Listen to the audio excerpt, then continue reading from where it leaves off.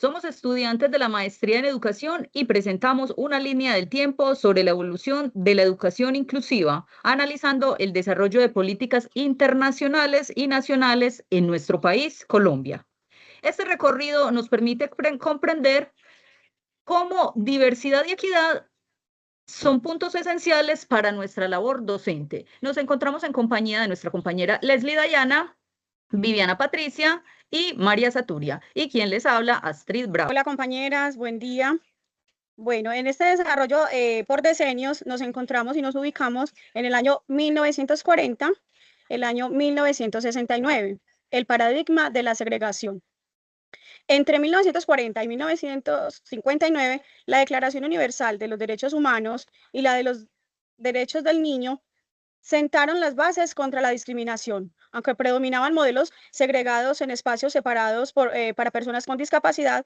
En Colombia, un hito clave fue la creación del INCI en 1955 para garantizar la inclusión de personas con discapacidad visual. En los años 60, la UNESCO estableció la no discriminación y en Colombia el decreto 1962 de 1969 puso al estudiante como centro del proceso. En este anclaje, este fue el anclaje del inicio del derecho a la educación y los derechos civiles. Compañera Viviana.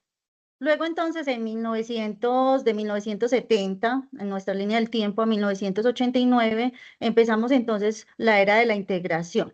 Recuerde que estamos hablando de pasar de la segregación hasta educación inclusiva. Entonces en este espacio del tiempo hablaríamos de el paso de la segregación a la era de la integración. Entonces este aspecto surge de integración, este concepto se incorpora en los años 70, donde se incorpora al estudiante a la escuela regular, pero sin transformar el sistema. Ya luego llega el informe Faure de 1972, que promovió el aprender por aprender, es decir, la educación pasó de verse como simple transmisión de contenidos a entenderla como un proceso continuo de desarrollo para el ser humano. Ya entonces en Colombia, el decreto 088 de 1976 reconoció la educación especial, aunque esta educación especial fue reconocida bajo un modelo de atención diferenciada, es decir, no todos los estudiantes aprendían igual, ni tienen las mismas necesidades. Aunque se evidencia aquí en este aspecto el reconocimiento de como esos aspectos de inclusión, todavía no se da verdaderamente, pues en este aspecto implicaba separar a quienes tenían como una condición diferente, entonces todavía podríamos hablar de segregación. Luego entonces en los 80, el Programa de Acción Mundial en 1982 impulsó la igualdad de oportunidades. En nuestro país, Colombia, el decreto 1002 de 1984 estructuró el currículo nacional consolidando la educación especial. Entonces aquí vemos que se forma un currículo para todos, pero sin incorporar una mirada inclusiva todavía o de atención diferenciada. Entonces todavía, bueno, vamos a hacer el currículo, pero todos por igual, era muy homogénea. Aquí entonces pasa el anclaje, es el paso de la segregación a la integración y a la discapacidad todavía como eje central. Entonces, la compañera Leslie sigue con nuestra línea del tiempo. Bueno, ya en la década de los años 90 damos un salto a lo que es la educación universal. Este representa un cambio hacia la educación para todos.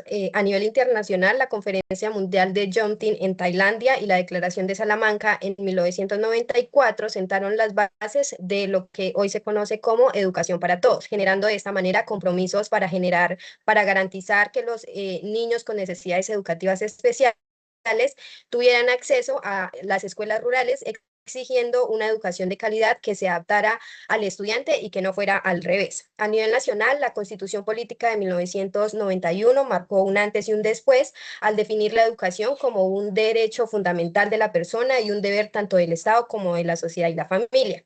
A través del artículo 67 se estableció el Estado de garantizar la calidad, el acceso y la permanencia en el sistema educativo. Este mandato fue la semilla que generó la Ley 115, conocida como la Ley General General de Educación, la cual aterrizó estos principios en normas concretas para la atención de personas con limitaciones físicas, tanto sensoriales como psíquicas.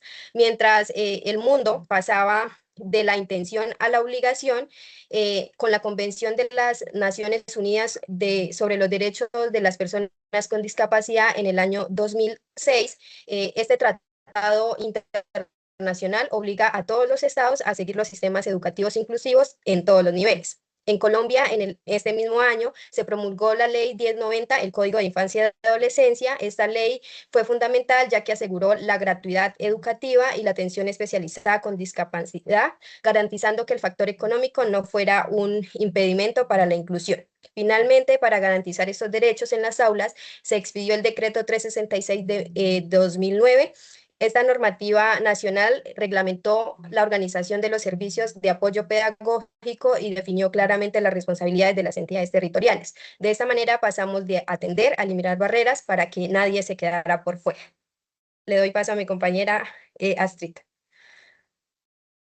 Bueno, entonces, siguiendo con esta línea del tiempo, entre el año 2010 y el año 2026 se centraron en los derechos, equidad y realidad rural. Desde el año 2010, la inclusión se consolida con un enfoque diferencial. Los ODS, Objetivos de Desarrollo Sostenible, en el 2015, posicionaron la equidad como eje global en Colombia.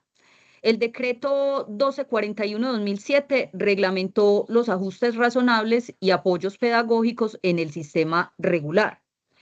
Los anclajes eran el enfoque de derechos y desarrollo sostenible. Sara, te doy el paso. Perdón, Astrid, ahí es el decreto 1421. Lo dijiste como al revés. Decreto 1421 como para hacer esa aclaración. Ok, compañeras, listo. Hoy la inclusión enfrenta retos como la equidad digital y la interculturalidad. Después de la pandemia, la UNESCO y el CEPAL instalaron a que la recuperación no profundice las desigualdades. ¿Esto qué significa? Que sea algo, que la educación tenga accesibilidad a todos, ¿cierto? Y que esa inclusión no sea como una falsa inclusión, que sea algo propio para todos, donde todos tengan cabida. Compañera Vivian. Bueno, entonces en Colombia la ley 2216 del 2022 promueve la inclusión para estudiantes con trastornos específicos del aprendizaje. ¿Qué quiere decir esto? Entonces, que reconoce nuevas formas de diversidad, trastornos específicos, dificultades no visibles o diagnosticadas, ya empiezan como a mirar y hacer otras miradas frente a estos asuntos que no son miradas como discapacidad, entonces empiezan a hacer ese análisis. Rompe con la lógica de sacar al estudiante de las aulas, entonces son paradigmas que van cambiando.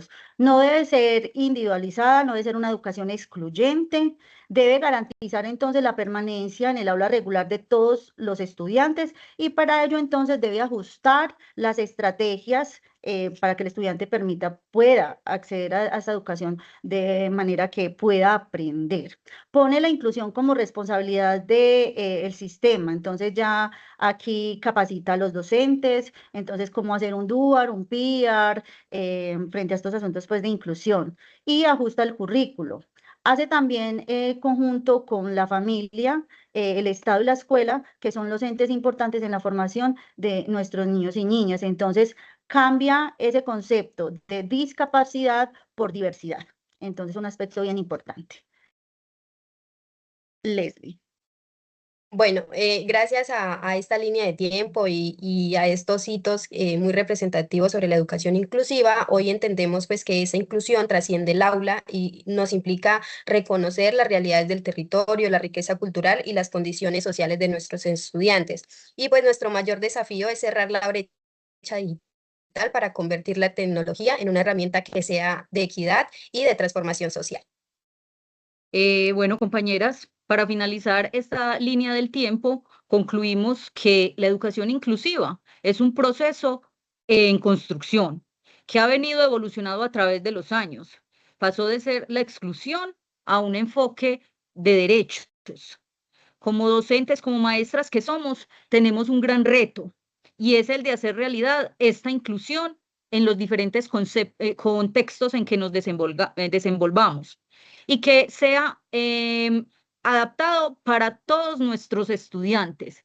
Muchas gracias por ver esta línea del tiempo en el que mostramos la evolución de la educación inclusiva. Hasta una próxima emisión. Chao, compañeras.